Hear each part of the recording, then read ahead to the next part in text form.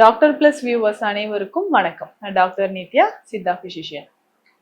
இடுப்பு வலி, முதுகு வலி. இப்போ நார்மலா இது வந்து பார்த்தோம்னா ஏதாவது நம்ம ஒர்க் பண்ணிட்டு இருக்கிறதுனால தாங்க வருது. நம்ம என்ன பண்ணுவோம்? நார்மலா கீழ் முதுகு வலி இருக்கு, இல்ல நடு முதுகு வலி. ஒரு சிலருக்கு வந்து பார்த்தோம்னா அந்த பேக் பெயினே வந்து ரைட் சைடோ லெஃப்ட் சைடோ பெயின் இருக்கும். ஸோ அந்த பெயின் அப்படியே லேட்ரல் சைட்ல பக்கவாட்டு பகுதியில அதிகமான வலி வரும். ஸோ எதனால இந்த வலி வருது? நம்ம தைலம் அப்ளை பண்ணுவோம்.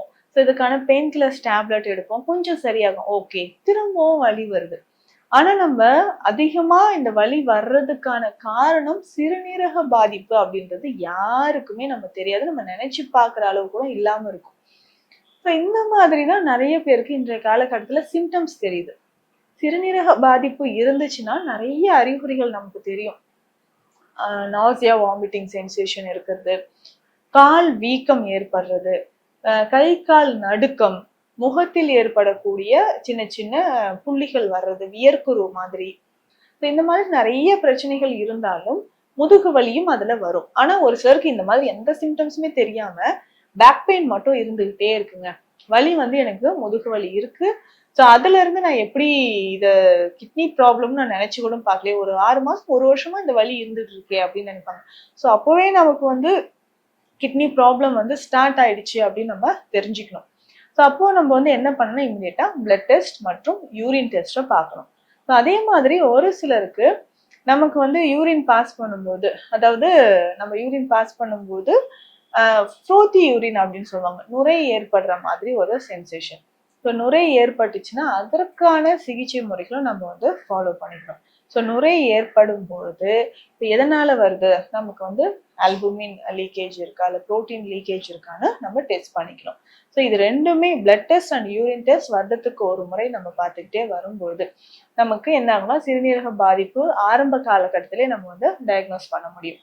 யாரெல்லாம் இதுல கவனமாக இருக்கணும்னா, ஏற்கனவே நமக்கு பிளட் ப்ரெஷர் இருக்கக்கூடியவங்க, சுகர் இருக்கக்கூடியவங்க ரொம்ப ரொம்ப கவனமாக இருந்து இதற்கான சிகிச்சை முறைகளை நம்ம வந்து ஃபாலோ பண்ணிக்கணும். அதே மாதிரி நமக்கு ஹெரிடிட்டியா வர்றதுக்கும் வாய்ப்புகள் இருக்கு. ஸோ இது வந்து ஏடிபிகேடி அப்படின்னு சொல்ற கண்டிஷன். ஸோ இது வந்து ஆட்டோ இம்யூன் கண்டிஷன்னாலையும் நமக்கு வரக்கூடியது. ஐஜிஏ நெஃப்ரோபதி என்ற கண்டிஷனும் நமக்கு வந்து ஆட்டோ இம்யூன் கண்டிஷன்ல வரக்கூடியது. அப்போ சிறுநீரக பாதிப்பிலிருந்து எந்த மாதிரியான சிகிச்சைகள் எடுத்து இதுல இருந்து ஒரு பூரணமான குணம் பெறலாம், இந்த டவுட்டும் நிறைய பேருக்கு இருக்கு. ஸோ இதை வந்து தொடர்ந்து நம்ம வந்து ஃபாலோ பண்ணிக்கிட்டே வரும்போது அதற்கான சிகிச்சை முறைகளும் எடுத்துட்டு வரணும். ஸோ இதற்கு பேசிக்கா நம்ம சில வகையான உணவு முறைகள்ல இந்த ஜூஸ் வகைகளும் நம்ம வந்து பயன்படுத்திக்கலாம். ஜூஸ் வகைகள் அப்படின்னு சொல்லும்போது வெள்ளரிக்காய் ஜூஸ் குடிக்கலாம், வாழைத்தண்டு ஜூஸ் குடிக்கிறது ரொம்ப நல்லது, வெள்ளை பூசணி, சுரக்காய், இந்த ஜூசஸ் வந்து குடிக்கலாம். அதிக அளவு தண்ணீரும் குடிக்க வேண்டாம். 100 ml அளவுக்கு இந்த ஜூஸ்களை வந்து குடிச்சா போதும். ஸோ இதுல முக்கியமாக வாழைத்தண்டுன்னு சொல்றது சிறுநீரக செயல்பாட்டிற்கு ரொம்ப ரொம்ப நல்லது. அதே மாதிரிதான் வெள்ளை பூசணி, சுரக்காய், இதுவுமே வந்து என்ன ஆகும்னா நமக்கு உடல்ல வீக்கம் இருந்தா அதை சரி செய்யறதுக்கு நமக்கு பயன்படுது. ஸோ இந்த சாறுகள்ல ஏதாவது ஒன்று நம்ம காலை நேரத்துல பயன்படுத்தலாம். அதே மாதிரி அவாய்ட் பண்ணணும், எதெல்லாம் நம்ம தவிர்க்கணும் அப்படின்னா சிட்ரஸ் ஃப்ரூட்ஸ் வந்து அவாய்ட் பண்ணிக்கோங்க. அதாவது லெமன் அதிகமா சாப்பிட்றது, இல்ல ஆரஞ்சு, சாத்துக்குடி மாதிரியான பழ வகைகள் எடுக்கிறதும் நம்ம வந்து தவிர்த்துக்கணும். ஸோ இந்த மாதிரியான ஒரு உணவு முறையை நம்ம ரெகுலரா ஃபாலோ பண்ணும்போது கிட்னி வந்து பிரச்சனையிலிருந்து நம்ம தவிர்த்துக்கலாம். அதுலயும் முக்கியமாக சிறுகன் பிழை குடிநீர்.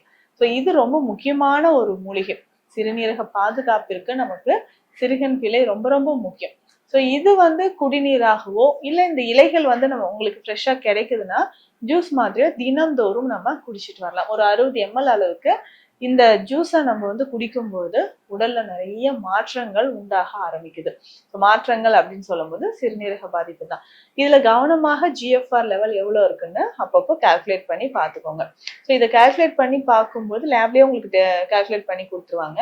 ஸோ அதை வந்து ரெகுலரா நம்ம ஃபாலோ பண்ணிக்கிட்டே வரணும். ஸோ ஒவ்வொரு மந்த்தும் நமக்கு வந்து ஜிஎஃப்ஆர் லெவல் இன்க்ரீஸ் ஆகுதா அப்படின்னு பார்க்கணும். ஏன்னா ஜிஎஃப்ஆர் லெவல் குறையும் பொழுது நமக்கு முதுகு வலி ஏற்படுறதுக்கு வாய்ப்புகள் இருக்கு. ஸோ தொடர்ந்து வந்து நம்ம இதை ஃபாலோ பண்ணும்போது கொஞ்சம் கொஞ்சமாக அதனுடைய முன்னேற்றம் வந்து நமக்கு தெரிய ஆரம்பிக்குது. இந்த பதிவில் சிறுநீரக பாதிப்பு இருந்தா என்ன மாதிரியான உணவு முறைகள் எடுக்கணும், முக்கியமான அறிகுறி என்ன அப்படின்றத பார்த்தோம். மீண்டும் அடுத்த பதிவில் சந்திக்கலாம். நன்றி.